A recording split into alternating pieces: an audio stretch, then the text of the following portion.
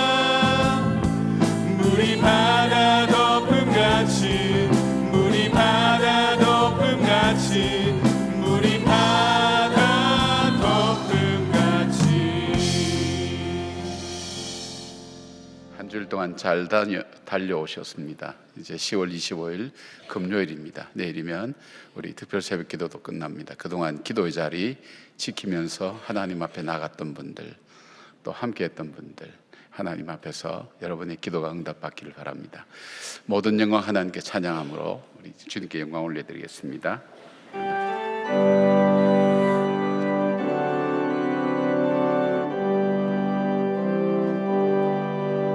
모든 영광을 하나님께,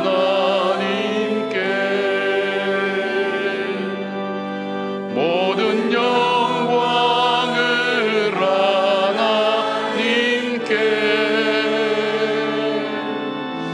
온 마음과 뜻 다해 주 사모합니다. 모든 영광을 하나님께. 예수님 찬양 받으소서.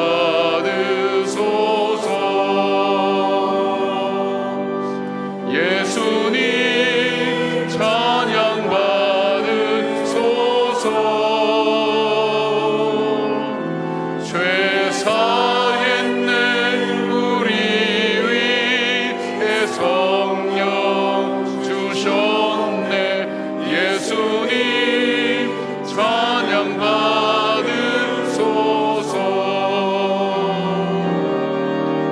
위로의 성령님이시여,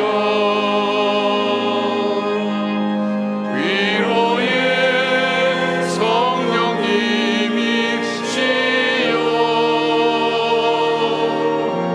우리 안에 계셔서 늘 인도하셨네. 위로의 성령님이시여.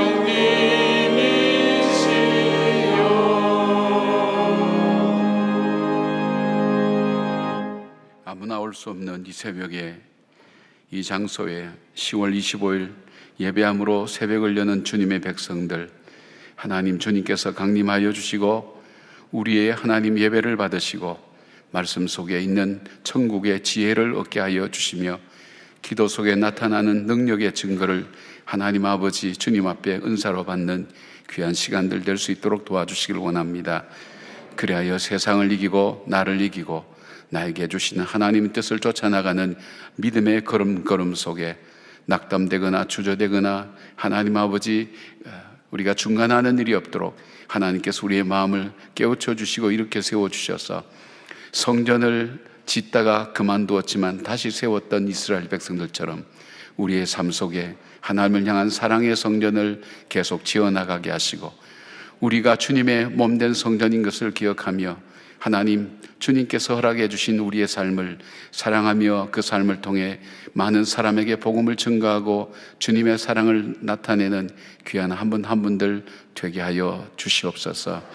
하나님 새벽마다 이 자리를 지킨 한 분 한 분들을 기억하여 주시옵고 저들 속에 인생의 어떤 환경 속에 처해 있는지 알 수 없사오나 주께서 때를 따라 돕는 은혜로 함께하여 주시며 그 일을 통해서 반드시 승리하게 하시고 걸림돌이 아니라 하나님 디딤돌로 삼아 신앙의 큰 역사하심이 넘쳐날 수 있도록 붙들어 주시옵소서.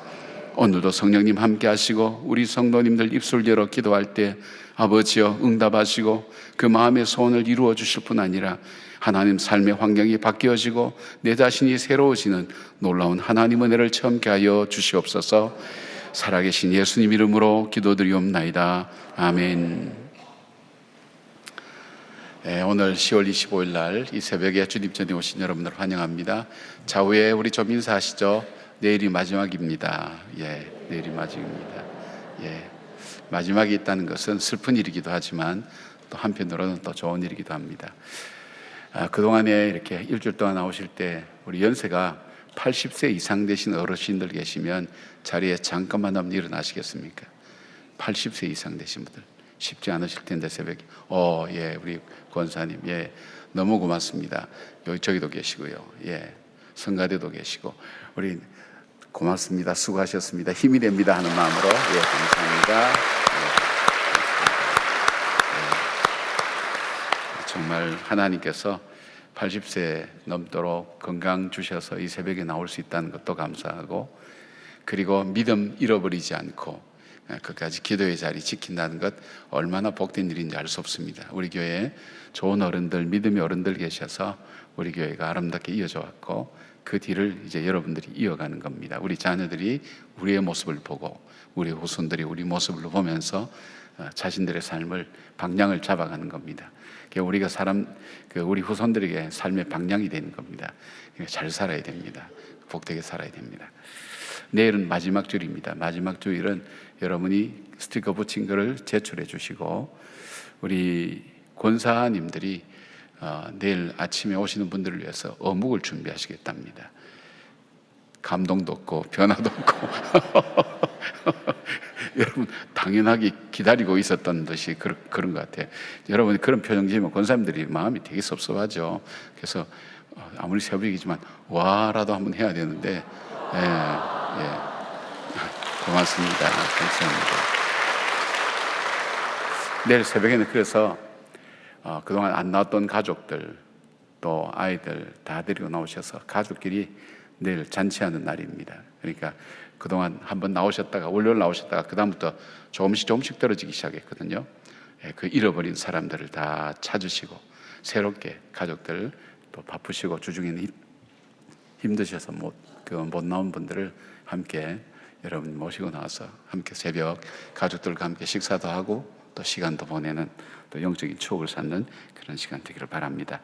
그동안의 여러 가지 모습으로 수고해 주신 여러분께 감사를 드립니다.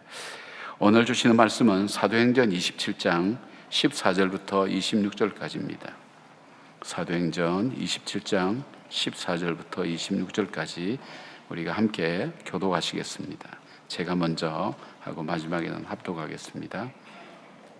얼마 안 돼요. 섬 가운데로부터 유라굴로라는 광풍이 크게 일어나니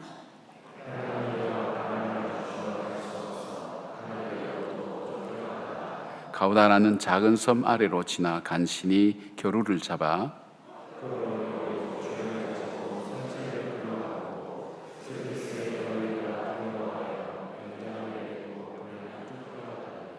우리가 풍랑으로 심히 애쓰다가 이튿날 사공들이 짐을 바다에 풀어버리고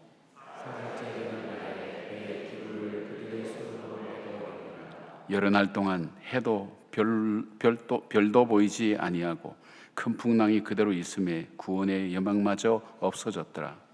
여러 사람이 오래 먹지 못하였으니 바울이 가운데 서서 말하되, 여러분이 내 말을 듣고 그에 대해서 떠나지 아니하여 이 그릇과 손성하면이 하다면 좋을 뻔하였느니라. 내가 너희를 고난하노니 이제는 안심하라. 너희 중 아무도 생명에는 아무런 손상이 없겠고 오직 배뿐이니라. 내가 속한 바 곧 내가 섬기는 하나님의 사자가 어젯밤에 내 곁에 서서 말하되, 바울아 두려워하지 말라. 내가 가이사 앞에 서야 되겠고 하겠고 또 하나님께서 너와 함께 항의하는 자를 다 내게 주셨다 하였으니, 그러므로 여러분이여 안심하라. 나는 내게 말씀하신 그대로 되리라고 하나님을 믿노라. 그런즉 우리가 반드시 한 섬에 걸리리라 하더라. 아멘.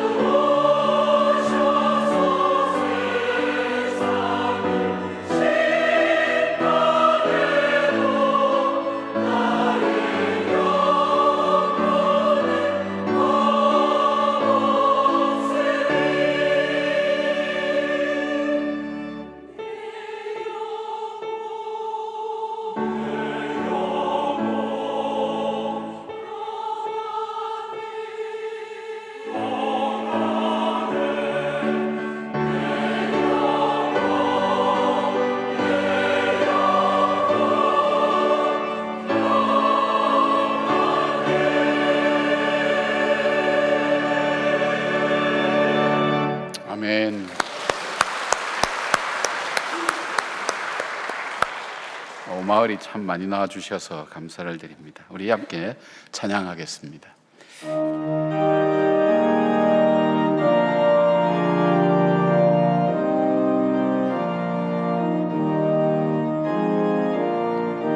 내가 할 수 있는 것은 오직 감사와 기도, 두 손을 높이 들고 주께 찬양하네.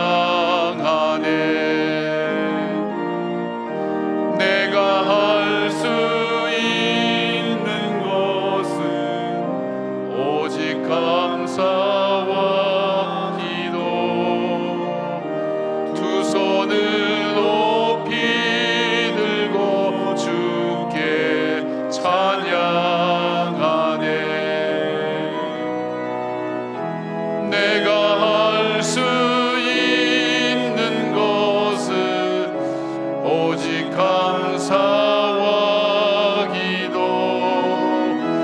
두 손을 높이 들고 주께. 한 번 더요. 내가 할 수 있는 것은, 내가 할 수 있는 것은 오직 감사와 기도, 두 손을 높이 들고 주께 찬양하네. 아멘. 여러분, 고속도로를 운전하다가 보면 자주 이런 글을 발견해요. 비트박스 뭐 이래 가지고 그것이 적혀 있어요. 고속도로에 웬 비트박스인가? 이게 저 음악 하는 데나 그런 데나 있지 왜 이게 적혔나니까 거기에 옆에 조그만 글로 적었어요. 이게 뭐냐면 고속도로에 비상시에 문제가 생겼을 때 이렇게 요령하라는 매뉴얼이에요. B는 비상등을 켜고 트는 트렁크를 열고 밖으로 나와서 스마트폰으로 연락하세요. 아주 간단해요. 그러니까 우리가 비트박스라는 말이 이거니까 그 말을 내서 비상 매뉴얼. 왜냐하면 어려운 일을 만나면 우리가 무엇을 해야 될지 알지 못해요. 이것도 해야 되고 저것도 해야 되고 급한 것 같은데 그러다 보면 하지 말아야 될 일을 하게 되면서 더 큰 어려움에 빠지기도 하고 당황하죠. 우리 인생을 살면서도 이런 갑자기 닥치는 어려움들, 그런 어려움들이 우리 인생 속에 올 때에 놀래서 우선 연락할 곳조차도 잘 찾지 못하고요. 제일 먼저 생각나는 사람도 누군지도 잘 모르겠고 내가 어떻게 이 일을 처리해 나가야 될까 하는 그 당황스러운 마음이 우리 마음에 찾아올 때 우리가 그때 하는 일들이 나중에 더 큰 후회를 할 일들을 많이 하게 되는 겁니다. 그런 어려움들을 만난 분들이 아마 여러분 중에 있을 거예요. 여러분 기도 제목들 올라오는 거 보면 우리는 일주일 내내 어려운 상황, 힘든 상황, 이 부분 앞에 우리는 어떻게 살아야 될 것인가 하는 부분을 말씀을 나누어서 참 인생이라는 게 어려운 것밖에 없는가 그런 생각을 하실 분들이 혹시 계실지 모르겠어요. 그러나 우리가 말씀 나누었던 것을 다 거쳐왔어요. 또 지금 그 상황 속에 있는 사람도 있어요. 그분들이 어떻게 살아야 될지 그리고 다시 힘을 내야 될지 그런 내용들의 이 기도 응답이나 자기 삶의 각오를 적은 그런 헌금 내용들을 바라볼 수가 있어요. 그러면 우리 인생을 살아갈 때 어떤 위기와 어려움이 올 때, 갑작스러운 위기와 어려움이 올 때 어떻게 이 문제를 해결할 것인가, 어떻게 할 것인가 하는 매뉴얼을 우리가 함께 잠깐 생각해 보려고 해요. 오늘 이 본문에 보면 바울이 로마 시민권자이기 때문에 재판을 받기 위해서 로마로 압송되어 가는, 묶여서 죄수의 몸으로 가는 과정이에요. 이 안덱산드리아라는 배를 타고 가는데 유라굴로라는 태풍을 만나게 됐습니다. 전혀 예상하지 못했던 그런 일이었죠. 노련한 선장도, 그리고 이 배에 물건을 가득 싣고 자기의 이해관계가 얽혀있는 그 선주도, 그리고 이 죄수들을 호송하는 권세 있는 백부장도 아무도 이 일을 예상하지 못했어요. 어느 누가 이 배를 타고 가다가 이런 태풍을 만날까 생각을 못한 거예요.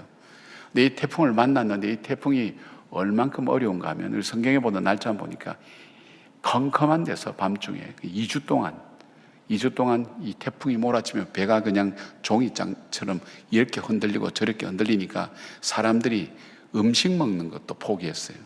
못 먹은 지 열나흘이나 되었다 그랬어요. 여러분, 우리가 이런 갑작스러운 어려움들, 그 어려움이 계속해서 지속될 때 음식 먹는 것을 포기한다는 것은 삶을 포기하는 것과 마찬가지입니다. 우리에게 살 소망이 없어졌다, 그렇게 생각하게 되죠. 자, 이때에 하나님의 사람 바울이 그가 어떻게, 그도 두려워했거든요. 하나님의 천사가 나타나서 바울아 두려워하지 말라 이렇게 그에게 고민하신 것은 바울도 두려워하고 있었어요. 누구나 다 두려워하죠. 이 두려워하는 가운데 바울이 다시 일어서서 바로 이 배에, 태풍이 난 이 배에 사람들을 움직이고 사람들을 지휘한 것이 정작 선장도 아니고 선주도 아니고 백부장도 아니었어요. 죄수 바울이었어요. 그래서 그들을 함께 다 살릴 수 있었어요. 어떻게 했을까? 첫 번째 볼 수 있는 것은 이 바울이 하나님과의 관계를 다시 확인합니다. 이게 참 중요해요. 내가 어려움과 위기를 만났을 때 제일 먼저 해야 될 첫 번째 매뉴얼이 나와 하나님과의 관계를 먼저 확인해 본다. 여기 23절 보니까 이렇게 말씀하고 있어요. 내가 속한 바 곧 내가 섬기는 하나님의 사자가 어젯밤에 내 곁에 서서 말하되, 바울은 죽음을 눈앞에 둔 상황 속에서 자기가 누구인지를 그렇게 다시 생각하는 거예요. 내가 누구지? 내가 어디에 속했지? 내가 하는 일이 뭐지? 가장 기초적인 신앙이에요. 여기서 내가 속한 바, 속해 있다, 이 말은 어떻게 볼 수 있는가 하면 내가 믿는 믿음의 대상이 누구지, 그리고 그 믿음의 내용이 뭐지, 이것에 대해서 확인하는 거예요. 그리고 내가 섬기는, 이 섬긴다는 말은 원래 노예와 주인과의 관계 속에서 나오는 얘기인데, 그 노예가 주인의 말에 복종하고 따른다는 것, 그 주인에 속하고 있다고 생각하고 그래 따른다는 것, 이것은 바로 하나님과 자신과의 관계, 내가 섬기는 하나님, 하나님과 나와의 관계는 어떤 관계일까, 그걸 생각하는 거예요. 결국 믿음의 문제죠. 바울이 생각하는 그 하나님, 내가 믿음의 대상인 그 하나님은 어떤 하나님인가? 천지를 창조하시고 역사를 주관하시는 분이다. 우리 인간을 창조하시고 오늘 그 인간들이 하나님을 떠나 죄에 빠져 죽을 수밖에 없는 그 인간들을 예수 그리스도의 십자가의 보혈로 우리의 죄를 구속해 주시고 우리를 구원해 주신 그 하나님, 그리고 그 하나님과의 관계가 뭐냐면 나는 하나님의 자녀지, 그런 확인을 그는 하고 있는 것을 봅니다. 그리고 그는 이렇게 표현해요. 25절 보니까 자기가 속한 하나님, 자기가 섬기는 하나님을 바울은 사람들에게 이렇게 해요. 나는 내게 말씀하신 그대로 되리라고 하나님을 믿노라. 그것을 먼저 확인해요. 요나도 마찬가지잖아요. 이 폭풍이 어떻게 된 일이냐, 그럴 때 요나가 뱃사람들에게 얘기하잖아요. 나는 하나님을 믿는 사람인데 내가 하나님의 명령을 어기고 다른 길로 가다가 이 태풍을 만났다고, 그래서 나를 바다에 던지라고. 원인을 알죠. 이 태풍 속에서 제일 먼저 나는 누구인가를 찾는 것이 참 중요해요. 여러분, 진짜 태풍이 위험할 때 그 태풍 자체도 위험하지만 진짜 위험한 것은 우리의 마음이에요. 마음이 무너져 버리면 그 다음에는 어떤 것도 반응하지 않아요. 우리 마음이, 이걸 요즘 중꺾마 뭐 그렇게 표현해요. 젊은 사람들이 중요한 것은 꺾이지 않는 마음이다. 그런데 이미 포기하면 그때부터는 살아있지만 죽어가는 거예요. 그럴 때 바울에게 있어서 그가 생각했던 것은 나는 누구를 믿고 있지? 누구에게 속했지? 내가 정말 믿는 그 내용은 뭐지? 그 하나님과 나와의 관계는 어떤 관계지?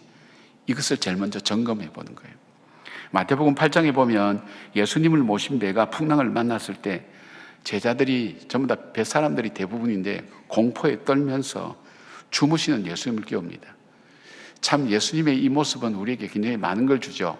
그 바다에 파도가 치고 태풍이 몰아치는데도 주무실 수 있다는 것은, 그 평안하게 주무실 수 있다는 것은 제자들에게 주는 면이 굉장히 많은 거예요. 이 태풍 가운데도 주무실 수 있는 그 주님, 근데 그것이 안 보였어요.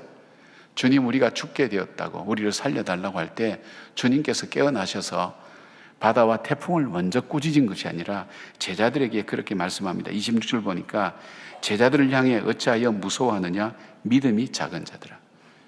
태풍이 문제가 아니다. 지금 더 중요한 것은 너희 믿음이 문제라고. 믿음의 문제라고. 그리고 바다와 바람을 명령하셔서 꾸짖으셔서 잠잠하게 만드신 것을 보게 됩니다. 결국 풍랑의 문제가 아니라 우리의 믿음이 문제라는 것을 주님 말씀하시죠. 하나님은 지금 내가 만나고 있는 문제가 인생의 풍랑처럼 여겨져서 배가 깨어지고 죽게 되었다고 여기고 부르짖었지만 결국 문제는 풍랑이 아니라 믿음의 문제라는 것을 주님 말씀합니다. 27절 이어서 보니까 제자들이 놀랍게 여겨 이가 어떠한 사람이기에 바람과 바다도 순종하는가 하더라. 예수님에 대해서 관계 정립이 잘 안 돼 있었어요. 저분이 누군지를 잘 모르는 거예요. 다윗의 시편을 보면 다윗의 시편은 결국 자기가 누구에게 속해 있는지, 자기가 믿는 하나님이 어떤 하나님인지에 대한 고백을 자주 합니다. 그 고백을 자주 한다는 건 뭘까요? 흔들린다는 거예요. 흔들릴 때마다 이 다윗은 노래하는 거예요. 여호와는 나의 힘이요. 힘을 받을 데가 없어요. 힘을 낼 데도 없어. 힘을 낼 의욕도 없어요. 여호와는 나의 산성이시요. 나를 보호해 줄 것도 없어요. 여호와는 나의 반석이요. 내가 내 인생을 바로 설 수가 없어요. 내 인생이 울렁거려요. 내 바닥이 흔들려요. 비틀거릴 수밖에 없는 그 가운데서 그가 단단하게 쓴 것은 여호와 하나님이 나의 반석이시요. 이거 자꾸 부르짖는 이유가 뭘까요? 그만큼 위기와 어려움이 그 삶을 흔들어 놓고 그로 하여금 바로 가지 못하게 만들고 그로 하여금 두렵게 만들고 위축되게 만들고 바로 설 수 없어서 휘청거리게 만들기 때문에 그때마다 하나님의 사람 다윗은 하나님을 생각해요. 내가 누구지? 내가 누구한테 속해 있지? 나는 누구를 믿지? 하나님은 나에게 있어서 어떤 분인가? 그리고 가장 종합적이고 결론적으로 하는 것이 여호와는 나의 목자시라고. 내가 부족한 것이 없다고. 그 고백이잖아요. 이 말은 뭘까요? 부족한 것 투성이었다는 거예요. 어려운 일, 힘든 일, 고난과 시련이 내 인생에 그칠 날이 없었다는 거예요. 그때마다 이 시가 많이 나오고 찬양이 많이 나오는 것은 그만큼 인생이 고달팠다는 거예요. 고달프고 힘든 인생 속에 많은 사연의 이야기가 나오잖아요. 어려웠던 힘든 일, 그때마다 하나님 붙들었어요. 여러분에게 다양한 문제가 우리의 삶을 힘들게 만들어요.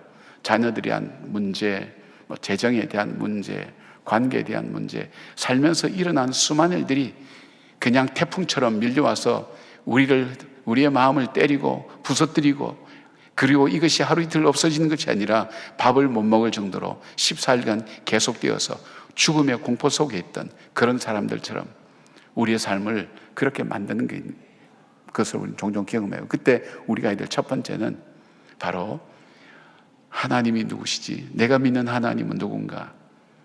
그 하나님과 나와의 관계는 무엇인가를 먼저 되뇌이면서 다윗처럼 그렇게 부르짖어 보세요.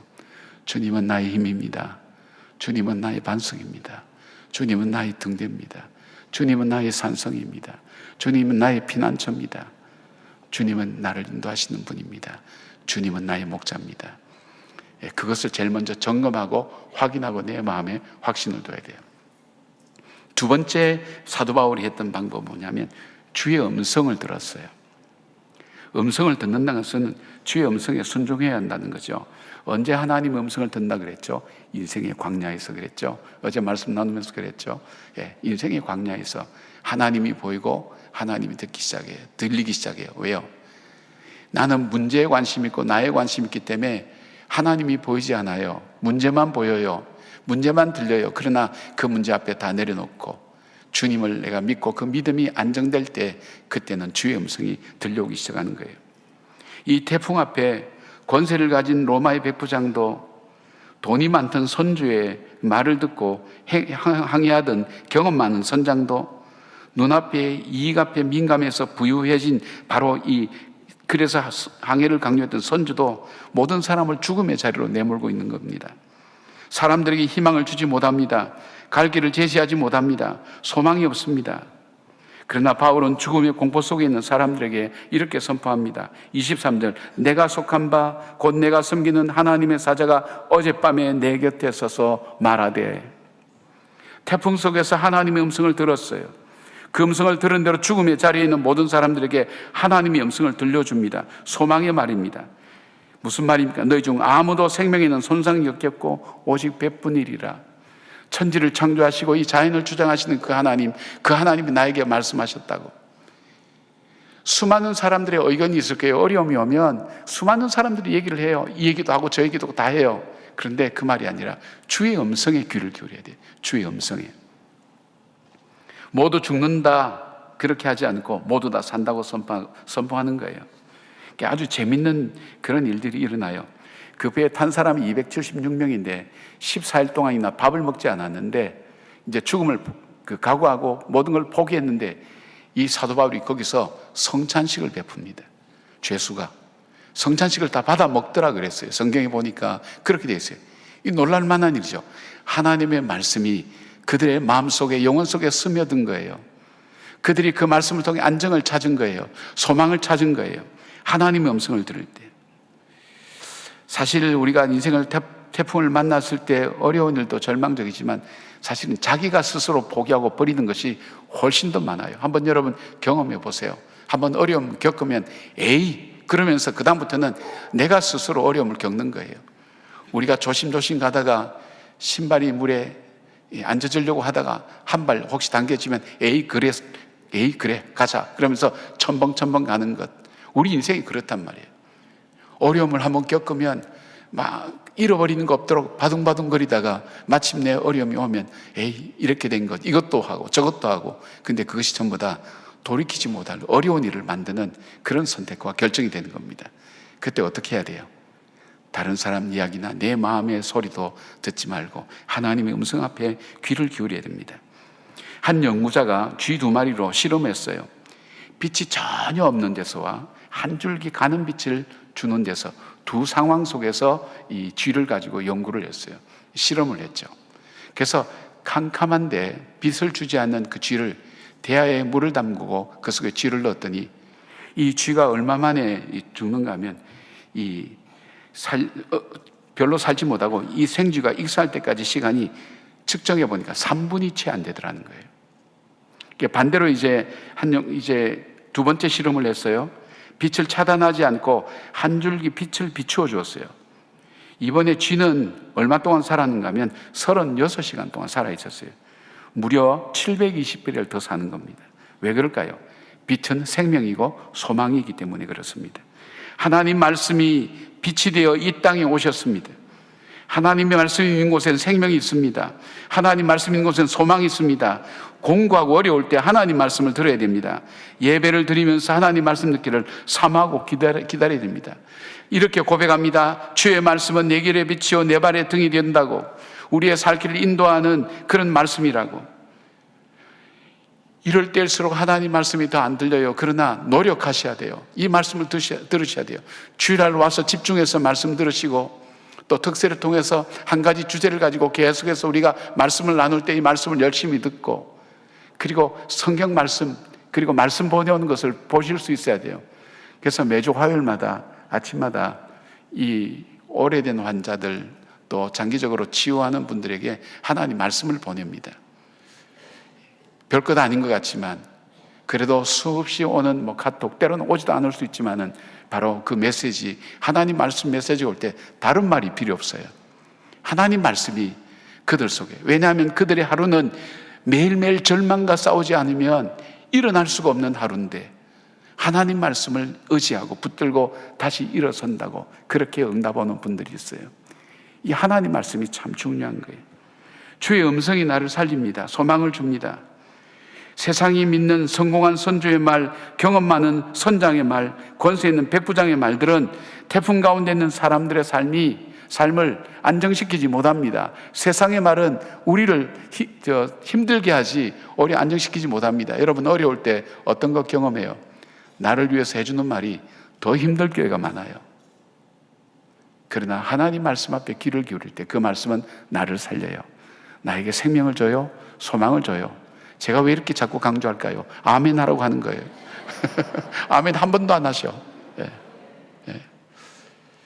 아멘 할 때는 어떤 의미인가 하면 내가 음식을 울컥 삼키는 거하고 마찬가지예요. 그리고 이 못이 박혀 있는데 거기에 못질을 한번 딱 해서 깊게 박히는 것과 마찬가지예요. 내가 내 마음에 확신을 주는 거예요. 하나님이 주신 말씀을 내가 받으면서 내 마음에 스스로 확신을 주는 게 아멘이에요. 그래서 아무 때나 아멘 하지 말고요, 꼭 필요할 때 아멘, 그렇게 하시면 되는 거예요.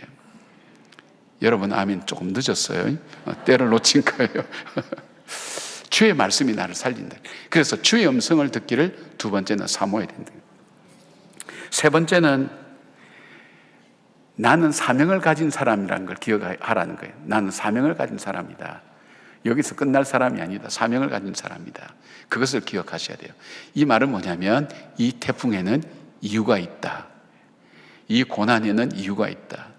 나는 이해 못하고 지금은 보이지 않아요. 그러나 이 태풍에는 고난이 있다. 뜻이 있다. 이 태풍에는 나에게 주어진 사명인데, 이 하나님께 주신, 바울에 주신 사명은 뭐냐면 이 사람들 275명의 사람들, 이 사람들을 다 너에게 맡긴다 그랬어요. 바울이 지금 자기 인생도 지금 추스리지 못할 판에 이 배가 몰아치고 배가 깨어지고 태풍이 몰아치는데 하나님 말씀이 이 생명들을 너에게 맡긴다. 주님께서 어려운데 더 어려운 일 시켜요.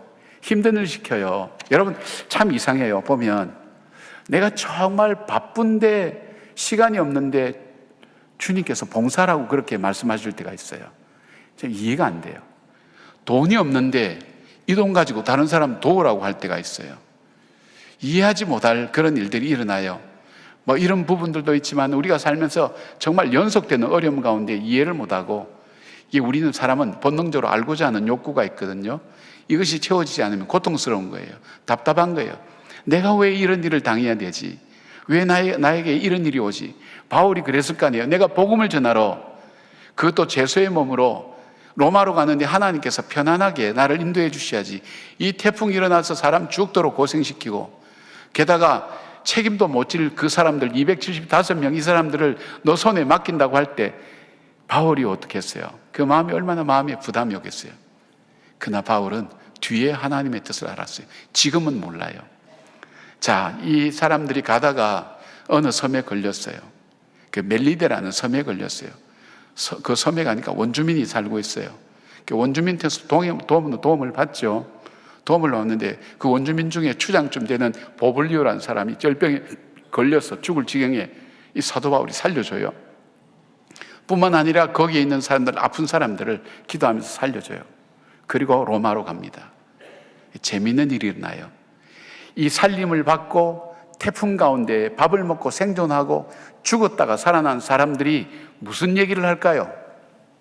로마에 가서 무슨 얘기를 할까요? 로마는 바울을 몰라요. 로마에 가서 바울에 대해서 뭐라고 얘기할까요? 거기는 백부장 권세 있는 사람도 있고 돈 있는 사람도 있고 노래난 선장도 있고 그 다음에 어떤 사람이 탔는지 몰라요. 죄수도 있어요. 그들이 가서 어떻게 할까요? 이 사람은 하나님의 사람이다. 이 사람이 믿는 하나님이 참 하나님이다. 그리고 이 사람 때문에 살았다고, 이 하나님 때문에 살았다고. 뿐만 아니라 추장의 병도 고쳐주고 우리의 병도 고쳐준 능력이 있는 사람이라고. 그래서 바울이 감옥에 갇히지 않고 가택 연금 수준으로 머물렀어요. 그리고 거기서 사람들을 자유롭게 만날 수 있도록 됐어요. 그래서 로마에 있는 사람들을, 다양한 사람들을 만나면서 복음을 전하기 시작했어요. 하나님이 주신 사명. 그때는 잘 몰라요. 그래서 우리가 할 수 있는 것, 우리가 어려움과 연속되는 일들이 계속될 때 무슨 뜻이 있겠지. 저는 가끔 그런 표현을 가끔 해요. 혼자. 에이, 무슨 뜻이 있겠지. 나한테 좀 알려주면 좋긴 좋겠는데 아무 말씀도 없으시고. 그러나 하나님은 계획이 있을 거야. 무슨 뜻이 있을 거야. 그렇게 하면서 그때 믿음으로 넘겨요. 지나고 보면 하나님이 옳았습니다는 고백을 할 수 있어요. 그러니까 우리가 인생의 위기를 만날 때 어떤 마음을 가져야 돼요? 무슨 뜻이 있겠지. 하나님은 계획이 있을 거야. 그 속에 의미가 있는 거예요. 쓸데없는 그런 고난과 고통이 아니라는 것. 사랑하는 여러분, 우리는 인생을 살아갑니다. 인생길은 결코 쉽지 않습니다. 모세의 고백처럼 수고와 슬픔밖에 없는 것, 그것이 우리 인생길입니다. 인생길에는 수많은 태풍이 불기도 하고 인생의 광야길로 들어가기도 하고 인생의 맷돌을 가는 것처럼 짐을 지고 살아야 되고, 인생의 다양한 일들이 우리의 삶 속에, 인생의 동굴 속에 갇혀서 나오지도 못하고 다시 어떻게 살아야 될지 알지 못하는 여러 가지 일들을 만나지만, 우리가 그 어려움 속에서 그 어려움을 이겨나가는 우리의 영적인 우리 매뉴얼, 바로 이 바울이 보여주었던 나와 하나님과의 관계를 먼저 확인하는 것, 주님의 음성을 듣기를 사모하는 것, 주님의 음성을 듣고 순종하는 것, 그리고 사명이 있다는 것을 깨달을 것. 기억이 되셨죠? 예, 우리가 이 기억 가지고 여러분 어려울 때 이 매뉴얼을 생각하세요. 그래서 낙심하지 말고, 그래서 이 사단은 우리의 입술을 많이 봐요. 어떤 학자가, 뇌학자가 말에 대해서 있는 신경을 건드렸더니 신경 전부가 반응을 보이더라는 거예요. 그러니까 우리의 말이라는 게 참 중요하다는 뜻이에요. 이 우리 입법이 정법이다. 우리 옛말에 그게 있는데, 우리의 이 말 표현하는 것이 참 중요해요. 그때 우리가 낙심하고 절망하는 말로 쏟아낼 그때에 바로 나와 하나님과의 관계, 하나님은, 내가 믿는 하나님은 대체 어떤 분이지? 그 하나님과 나는 어떤 관계일까? 그리고 그의 언약을 생각하는 거예요. 음성을 듣는 거예요. 그리고 무슨 뜻이 있겠지? 믿음으로 주님께서 내게 주신 그 일들을 감당하며 나가는 삶이 되기를 바랍니다. 기도하겠습니다. 네, 아버지 하나님 감사합니다. 인생의 위기를 통해서도 우리를 만들어 가시는 하나님, 인생에 올라갈 그 언덕을 통해서도 우리를 단련시켜 나가시는 하나님, 내가 정금같이 나오기 위하여 풀목불로 단련하시는 그 하나님 앞에 우리는 서야 될 때가 얼마나 많은지 모릅니다. 그러나 그때마다 우리는 좌절하고 절망하고 낙심하고 지쳐갑니다. 아버지, 오늘 새벽에 주신 말씀, 하나님의 사람 사도 바울이 이겨나갔던 귀한 하나님 삶의 지혜와 영적인 귀한 지혜를 저희들이 얻었사오니 하나님 그 말씀을 따라서 순종하며 우리의 위기를 통해 더 큰 하나님 뜻을 발견하며 우리의 믿음이 단단해지며 주님을 향한 사랑이 더 깊어지게 하여 주시옵고, 이 새벽에 나눈 말씀들이 잊혀지지 않고 기억되게 하여 주시어서 하나님 그때그때마다 생각나서 이 말씀이 나를 다시 살리고 내 인생의 방향을 다시 잡고 다시 한번 용기를 주는 귀한 생명의 말씀이 되는 것을 깨닫게 하여 주시옵소서. 예수님의 이름으로 기도드리옵나이다. 아멘. 우리 주품에 함께 찬양하십시다.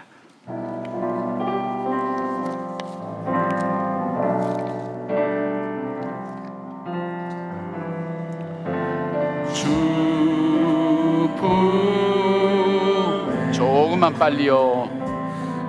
품으소서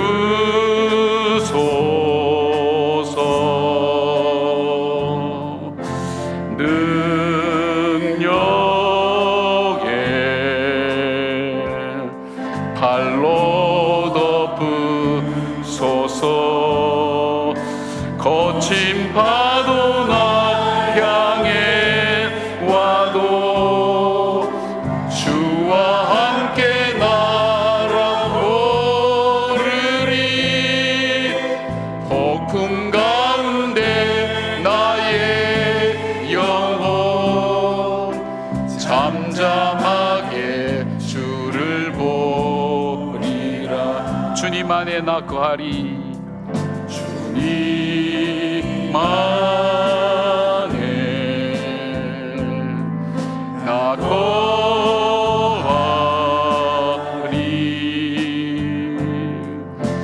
주 능력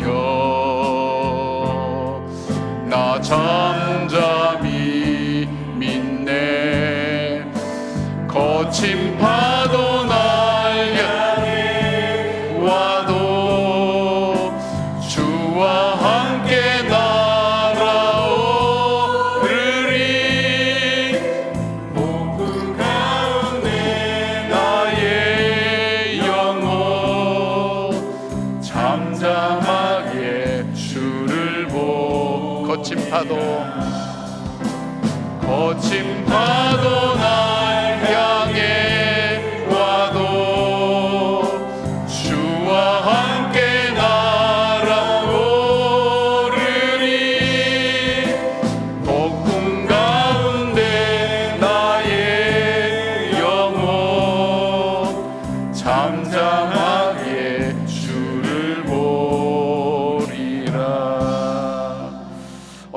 주님 한번 부르고 통성으로 기도하겠습니다. 내 인생의 파도가 나를 덮쳐올 때 주님 낙담하지 않게 하시옵소서. 나로 하여금 주의 말씀 듣게 하시고 다시 일어서게 하시옵소서. 주의 믿음의 날개로 다시 일어서게 하시고 다시금 이를 통해서 만들어 가시는 하나님, 세워 가시는 하나님을 찬양하게 하소서. 주여 우리를 도우소서. 우리의 갈급하고 답답하고 위기의 문제들을 기억하면서 우리 하나님 앞에, 도우실 하나님 앞에 주여 이름 부르고 우리가 함께 통성으로 기도하겠습니다. 함께 주님 이름 부르겠습니다. 주여! 아버지 하나님, 이 새벽에 주님께서 사랑하는 주의 종들을 통해서 이 새벽에 함께 예배드리게 하신 것 감사를 드립니다. 위기와 어려움의 삶이 우리의 삶을 덮치고 하나님 우리를 나약하게 만들고 절망하게 만드는 환경 속에 있다 할지라도, 두려움과 하나님 무서운 일들이 우리의 삶을 지배한다 할지라도 아버지 이 시간 함께하여 주시기를 원합니다. 주의 음성 듣기를 원합니다. 주의 말씀 듣기를 원합니다. 나와 주님과의 관계를 하나님 다시 한번 회복하며 바라보게 하여 주시기를 원합니다. 무너졌던 주님과의 관계가 있습니까? 다시 회복하게 하여 주시옵소서. 내가 주님의 자녀임을 알게 하시고 주님이 나의 산성이시오, 나의 요새시오, 나의 반석 되시고 나의 소망 되심을 다시 고백하게 하여 주시고 그 말씀 붙들고 믿음으로 걸어가는 주의 성도들 될 수 있도록 도와주시옵소서. 하나님이여, 인생의 태풍이 우리를 무너뜨리지 못하도록 우리를 붙들어 주시고 우리와 함께 하시고 마음을 품고 기도하는 제목에 아버지 응답하실 뿐 아니라 지금도 병상에서 하나님을 향해 간구하는 주의 자녀들의 간절한 기도에 아버지 응답하여 주시기를 간절히 원합니다. 하나님 어둠과 간영들이 우리를 하나님 시험하지 못하도록 주의 성령이 충만하게 하여 주시옵고 주님 의지하고 믿음으로 걸어가는 주의 성도들의 발걸음에 주의 평강의 은혜가 임하게 하여 주시옵소서. 성령님 함께 하여 주시옵소서. 주님 역사하여 주시옵소서.